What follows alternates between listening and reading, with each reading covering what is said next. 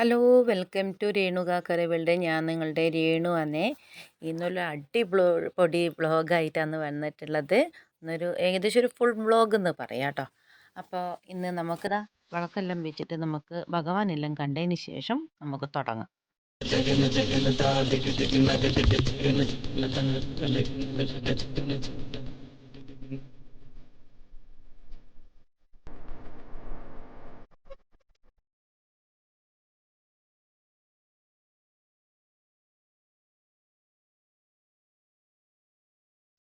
വിളക്കെല്ലാം എല്ലാവരും തൊഴുതല്ലോ അല്ലേ? ഇനി നമുക്ക് അടുക്കളയിൽ പോയി മറ്റുള്ള കാര്യങ്ങളൊക്കെ ചെയ്യാം. അപ്പോൾ ആദ്യം തന്നെ ഞാൻ ഇന്നിട്ട കോലം കാണണ്ടേ? ഇന്ന് എനിക്ക് ഇഷ്ടപ്പെട്ട ഒരു കോലമാണ് ഇട്ടിട്ടുള്ളത്. ഇന്ന് വെള്ളിയാഴ്ച അപ്പോൾ വെള്ളിയാഴ്ച നല്ല അടിപൊളി ഒരു കോലം ഇട്ടിട്ടുണ്ട്. ഇഷ്ടമായിട്ടുണ്ടോ കോലം? അതല്ല എനിക്ക് കമൻറ്റ് ബോക്സിൽ എഴുതണേ.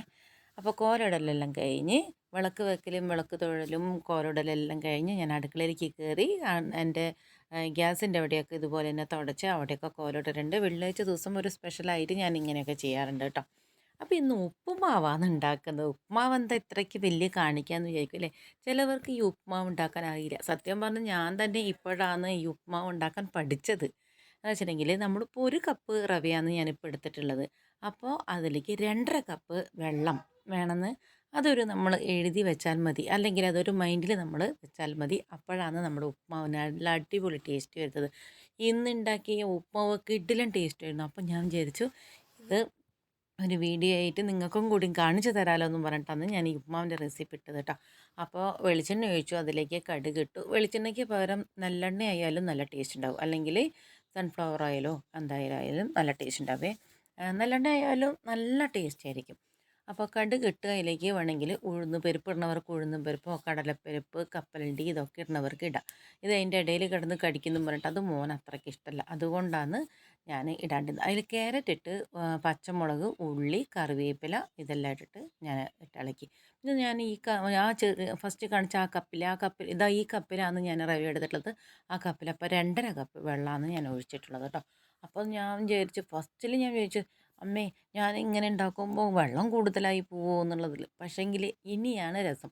ഈ വെള്ളം നമ്മൾക്ക് അതിൽ ഉപ്പിട്ടിട്ട് നിങ്ങൾക്ക് ഇതിൽ കളറ് ഒരു വേണമെങ്കിൽ മഞ്ഞ കളറൊക്കെ വേണമെങ്കിൽ കുറച്ച് മഞ്ഞൾപ്പൊടിയൊക്കെ ആഡ് ചെയ്താൽ നല്ല രസമായിരിക്കും. ഞാൻ കുറച്ച് നെയ്യും ഒരു ലേശം നെയ്യും ഒഴിച്ചിട്ടുണ്ട് കേട്ടോ. ഇതിന് ശേഷം ആദ്യം വറുത്ത് വെച്ചതാണ് റവ. വറുത്ത് വെച്ച റവേനെ അതിലിട്ടിട്ട് പിന്നെ നമ്മുടെ ഗ്യാസ് കുറച്ച് സിമ്മാക്കി വയ്ക്കുക. അതിന് ശേഷം ഈ വെള്ളത്തിൽ കിടന്നിട്ട് അങ്ങ് വേവട്ടെ.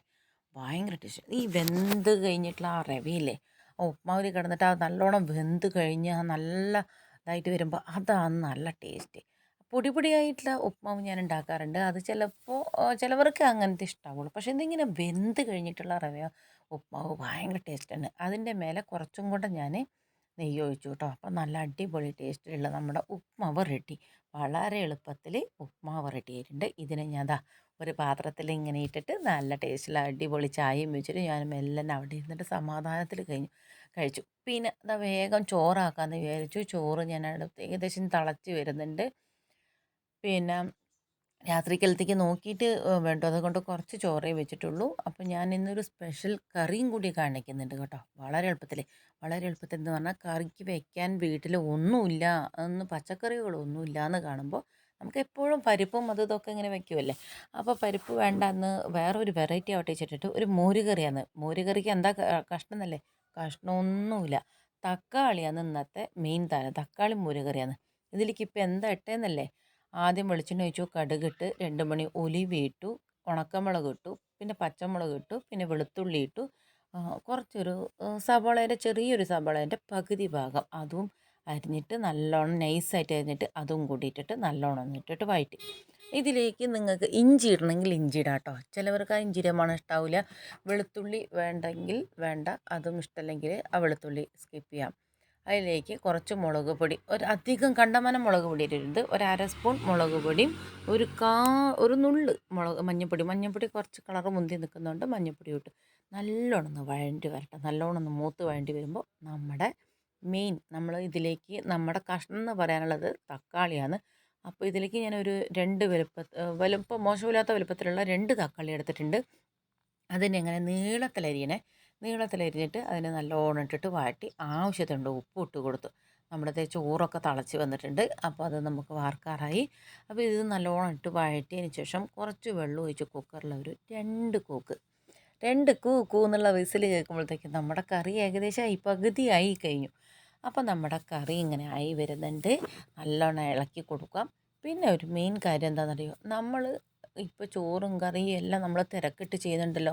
നമ്മൾ ഫസ്റ്റ് നമ്മളെന്താ ചെയ്യുക, വേഗം ആ ഭക്ഷണമൊക്കെ ആക്കി അവിടെ വെക്കും. എന്നിട്ട് മക്കൾ ഉറങ്ങുകയാണെങ്കിൽ മക്കളെ എണീക്കട്ടെ, അല്ലെങ്കിൽ ഭർത്താവും ഒക്കെ കഴിക്കട്ടെ എന്നൊക്കെ വിചാരിക്കും അല്ലേ.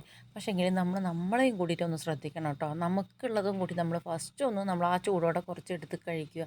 അതൊക്കെ ചെയ്യുമ്പോൾ തന്നെ നമ്മൾക്കൊരു മൈൻഡ് മാറ്റം വരണം. അപ്പോൾ വീണ്ടും നമ്മുടെ കറിയിലേക്ക് വരാം. അപ്പോൾ നാളികേരവും ജീരകവും കൂടിയിട്ട് അരച്ചത് നല്ലോണം വെന്തിട്ടുണ്ടായിരുന്നു. അപ്പോൾ വെന്തിലേക്ക് നാളികേരവും ജീരകവും കൂടിയിട്ട് അരച്ചത് ഒഴിച്ചു.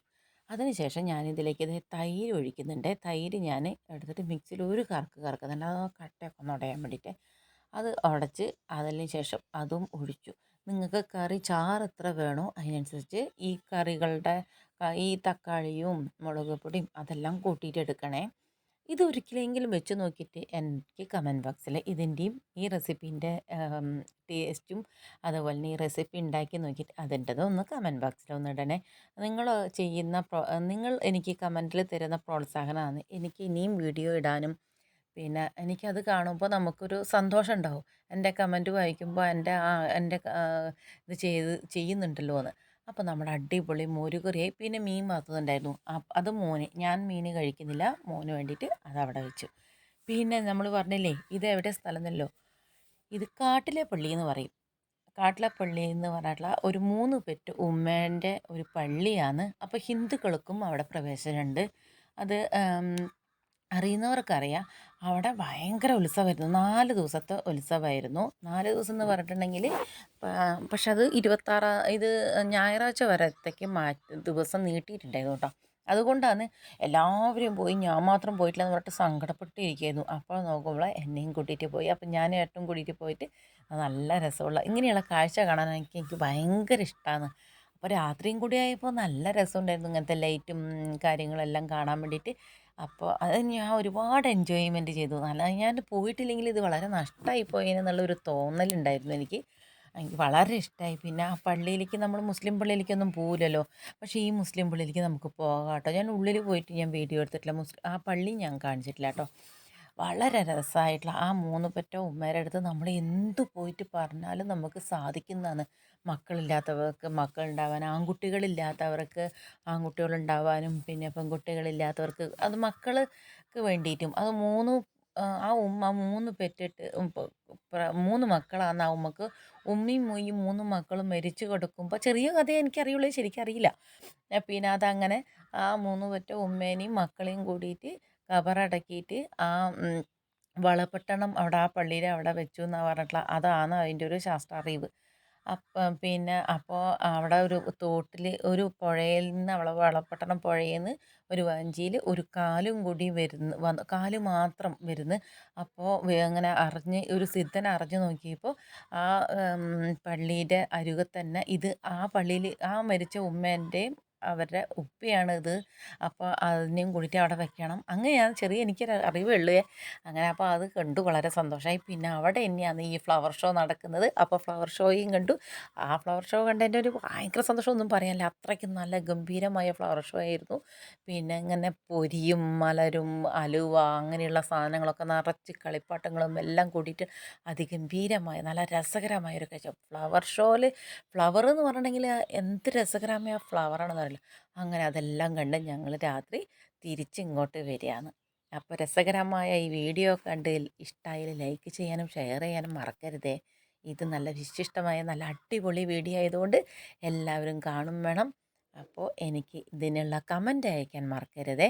നിങ്ങൾ തരുന്ന ഓരോരുത്തരും അയച്ചു തരുന്ന കമൻറ്റിലാണ് എനിക്ക് കിട്ടുന്ന പ്രോത്സാഹനം. അപ്പോൾ എല്ലാവരും വീഡിയോ കണ്ട് എന്നെ സപ്പോർട്ട് ചെയ്യണം. അപ്പോൾ നമുക്ക് പോവാം അല്ലേ. ടാറ്റാ. ലൈക്ക് ചെയ്യാനും ഷെയർ ചെയ്യാനും മറക്കരുതേ. അത് ഞാൻ വീണ്ടും വീണ്ടും ഉറപ്പിക്കുകയാണ്. ലൈക്ക് ചെയ്യാനും ഷെയർ ചെയ്യാനും മറക്കരുത്. യാത്ര ചെയ്യാൻ എത്ര പേർക്ക് ഇഷ്ടമുണ്ട്? എനിക്ക് ഒരുപാട് ഇഷ്ടമാണേ.